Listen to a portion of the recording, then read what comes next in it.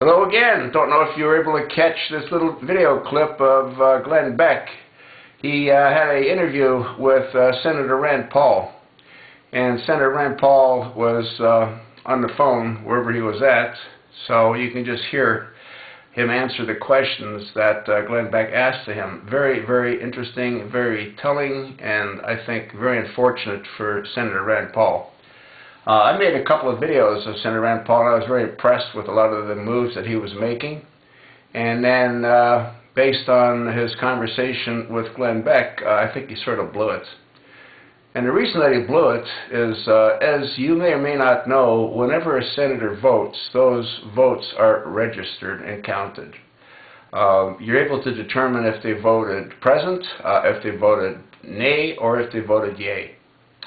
Now, what do you think happens when a senator votes nay, and the person that he votes nay on is a very powerful individual that does get confirmed? A couple of perfect examples of that were when Glen Beck had asked, so why did you vote for Chuck Hagel when you filibustered him earlier on? Well, his response was, well, yeah, I did, but then 15 Republicans caved on the next round, so I voted for him. Well, why didn't you just vote present? You'll get that answer in a moment. He also said that he voted for John Kerry, although he doesn't agree with any of John Kerry's policies. Once again, he voted in the affirmative, yay. And then Glen Beck phoned in on him, and he said, so what are you going to do when it comes to John Brennan? Now, John Brennan is a very unique kind of person. He seems to be an extreme radical. He has converted to Islam, and he doesn't have an issue with drones whacking people anywhere.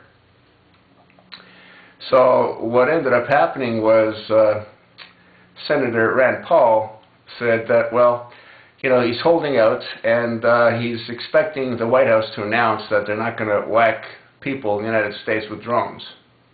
Oh, okay. Now, how many times has the White House said one thing and then another? Huh? You know, like, give us what we want now, and then we'll give you something later, which that later never materializes. Anyway, so then Glenn honed in on him and said, so, okay, let's say that, you know, the White House does say that they're not going to whack people in the States. Are you going to vote for Brennan?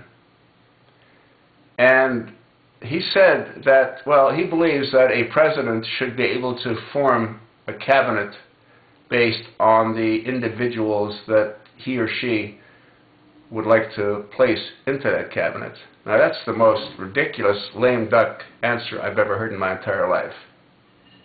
So if the president wants to form a cabinet of murderers or rapists, then he should be allowed to do that? No, no, Senator Rand Paul. You stepped in it. You really stepped in it by voting yay on all those. Well, the two that you've already voted for, and you've already said you're going to vote yay on Brennan, if in fact the White House says that they're not going to whack people with drones in the United States. No, I think you really destroyed your career. You shouldn't have gone on Glen Beck's show. And people need to see this, and people need to listen to your answers. Listen to your answers carefully. You voted yay because you know that if they end up being in power, which they are, you don't want them against you. You're not there for the people, Senator Rand Paul. You're like all the rest of them. And you really screwed the pooch for yourself. Forget about running for the presidency. You don't have a chance. Not with the comments that you made. Not with the way you answered Glen Beck's questions. Have a nice day. You're a real disappointment.